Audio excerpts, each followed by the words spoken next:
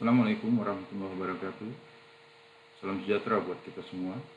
Perkenalkan, nama saya Faisal Ursyandi, NPM 2421900022, mahasiswa Fakultas Hukum Universitas Riau Kepulauan, pasca sarjana. Pada kesempatan yang berbahagia ini, izinkan saya sedikit memaparkan tentang kasus politik hukum yang sering terjadi di Indonesia terkait dengan kriminalisasi aktivis. Saya akan memulainya dari apa itu kriminalisasi aktivis. Kriminalisasi aktivis adalah upaya untuk menghambat, membungkam, atau melemahkan aktivis dengan menggunakan hukum atau sistem peradilan sebagai alat tekanan. Biasanya ini melibatkan tuduhan pidana atau pelanggaran hukum yang dipaksakan atau tidak relevan sehingga menciptakan ketakutan dan menghalangi aksi para aktivis tersebut. Tujuan utama kriminalisasi aktivis ialah satu, untuk membatasi kebebasan berekspresi dan berkumpul. Kedua, untuk membungkam kritik terhadap kebijakan atau tindakan tertentu. Ketiga, untuk melemahkan gerakan sosial atau protes.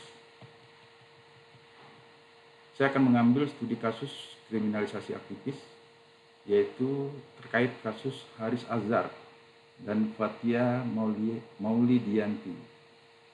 Adalah contoh kriminalisasi aktivis yang menyoroti tentang kebebasan berekspresi di Indonesia. Mereka dilaporkan atas dugaan pencemaran nama baik setelah membahas hasil riset tentang keterlibatan perusahaan tambang dalam konflik Papua.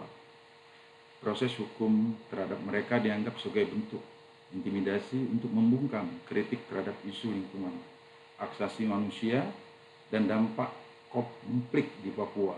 Kasus ini menunjukkan bagaimana hukum dapat digunakan untuk melindungi kepentingan elit, menekan gerakan sosial, dan mempertahankan status quo. Situasi ini mencerminkan perlunya perlindungan lebih besar bagi aktivis dalam menyuarakan kepentingan publik serta pentingnya reformasi hukum untuk menciptakan sistem yang lebih adil dan demokratis. Ada beberapa landasan teori yang saya sampaikan di sini, yaitu untuk memahami fenomena kriminalisasi aktivis. Penting untuk melihatnya dari sudut pandang teori sosial. Teori-teori ini membantu menjelaskan mengapa kriminalisasi terjadi, bagaimana ia dijalankan, dan apa dampaknya terhadap masyarakat dalam bagian ini. Dalam bagian ini kita akan membahas 3 teori utama yang menjadi dasar analisis. Yang pertama adalah teori konflik hukum atau konflik theory of law. Yang kedua adalah teori kontrol sosial atau social control theory. Yang ketiga adalah teori hegemoni hukum atau legal hegemony theory. Teori konflik hukum atau konflik theory of law, konsep dasarnya adalah teori ini berakar pada pemikiran Karl Marx yang melihat hukum sebagai instrumen dominasi kelas penguasa.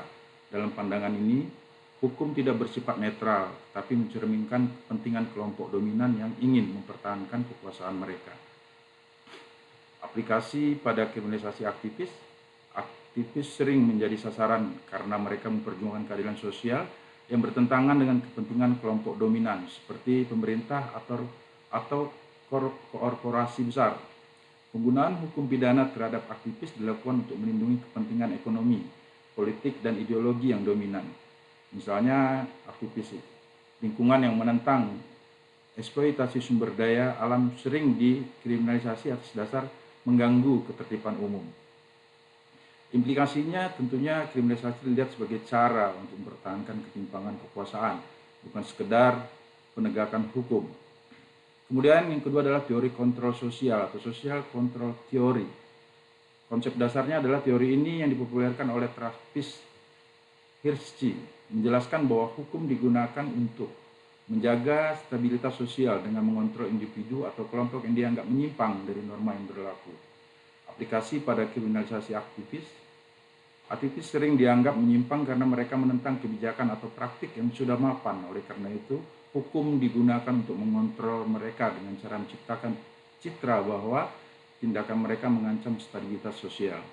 Contohnya, aktivis yang memimpin protes damai seringkali dituduh melakukan tindakan anarkis atau merusak fasilitas publik. Meskipun protes tersebut sesuai dengan hak kebebasan berekspresi. Implikasinya, kriminalisasi ini menjadi bentuk pengendalian sosial untuk menjaga status quo, sehingga gerakan sosial yang memperjuangkan perubahan ini dianggap sebagai ancaman. Yang ketiga adalah teori hegemoni hukum atau legal hegemoni teori.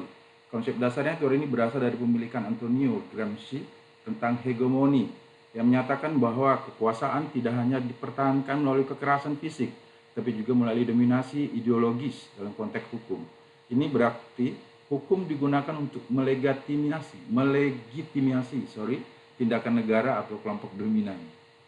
Aktivitas pada kriminalisasi aktivis, aplikasi pada kriminalisasi aktivis adalah kriminalisasi dilakukan dengan cara membingkai tindakan aktivis sebagai pelanggaran hukum yang sah secara legal, meskipun sebenarnya bermotif politik atau ekonomi.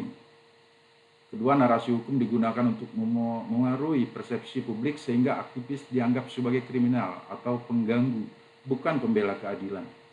Contoh, aktivis yang memperjuangkan hak masyarakat adat seringkali dikriminalisasi dengan tuduhan pelanggaran hukum agraris, meskipun tindakan mereka sebenarnya melindungi hak tradisional mereka.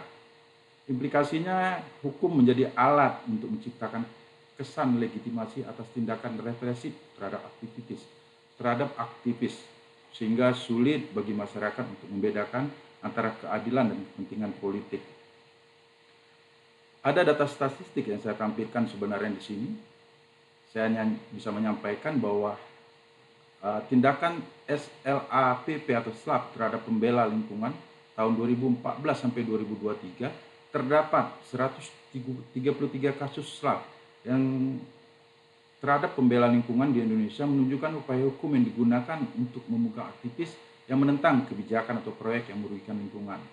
Kedua, kasus Undang-Undang ITE tahun 2021 sebanyak 26,3% dari 38 kasus ITE di tahun 2021 menargetkan aktivis menggambarkan bagaimana undang-undang ini digunakan untuk menindak kritik dan pendapat aktivis yang disampaikan secara daring.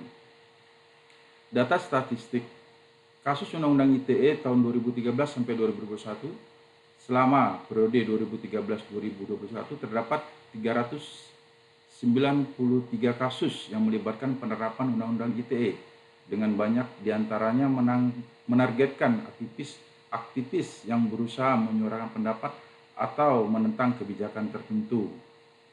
Dampak dari kriminalisasi aktivis pertama adalah pembungkaman suara kritis. Kriminalisasi aktivis melalui kasus SLAP dan Undang-Undang ITE digunakan untuk membatasi kebebasan berekspresi, terutama bagi mereka yang menentang kebijakan atau proyek yang merugikan. Hal ini menghalangi aktivis untuk menyuarakan pendapat mereka secara terbuka, menciptakan rasa takut terhadap represalitas hukum. Yang kedua adalah stigma dan penyamaran nama baik.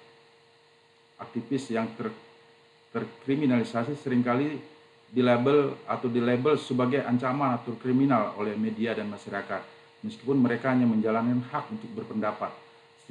Stigmatisasi ini merusak reputasi dan dapat mengurangi dukungan publik terhadap gerakan sosial. Dampak dari kriminalisasi aktivis yang pertama adalah penurunan partisipasi dan pengurangan ruang gerakan sosial. Ketakutan terhadap tindakan hukum dapat mengurangi partisipasi masyarakat dalam gerakan sosial, memperlambat perubahan sosial dan politik. Aktivis menjadi lebih berhati-hati dalam melakukan aksi atau mengorganisir protes yang akhirnya membatasi keberagaman suara dalam ruang politik. Yang kedua adalah alokasi sumber daya untuk pembelaan hukum. Aktivis yang terjerat kasus hukum harus mengalihkan fokus pada sumber daya dari perjuangan sosial ke pembelaan hukum. Ini tidak hanya membebani individu, tapi juga melemahkan gerakan sosial karena sumber daya yang seharusnya digunakan untuk advokasi terpaksa dialihkan untuk menghadapi ancaman hukum. Yang terakhir adalah kesimpulan. Kriminalisasi aktivis menunjukkan bagaimana hukum kerap digunakan untuk membungkam kritik dan mempertahankan kepentingan kelompok berkuasa. fenomena ini tidak hanya mengancam ruang demokrasi, tetapi juga merugikan upaya perjuangan keadilan sosial dan lingkungan. Untuk menghadapinya, perlu adanya perlindungan hukum yang kuat bagi aktivis, reformasi kebijakan yang adil, serta peningkatan kesadaran masyarakat akan pentingnya mendukung gerakan sosial yang membawa perubahan positif. Demikian paparan dari saya. Semoga dapat memberi insight kepada kita semua dan berguna tentunya untuk kita ke depannya. Bagaimana kita sebagai masyarakat memang betul-betul harus mendukung setiap gerakan aktivis yang ada di Indonesia, karena mereka memang tidak pernah menerima apa-apa dari apa yang mereka lakukan. Demikian dari saya, terlebih kurang mohon dimaafkan. Wabillahi taufiq wal hidayah. Wassalamualaikum warahmatullahi wabarakatuh. Terima kasih.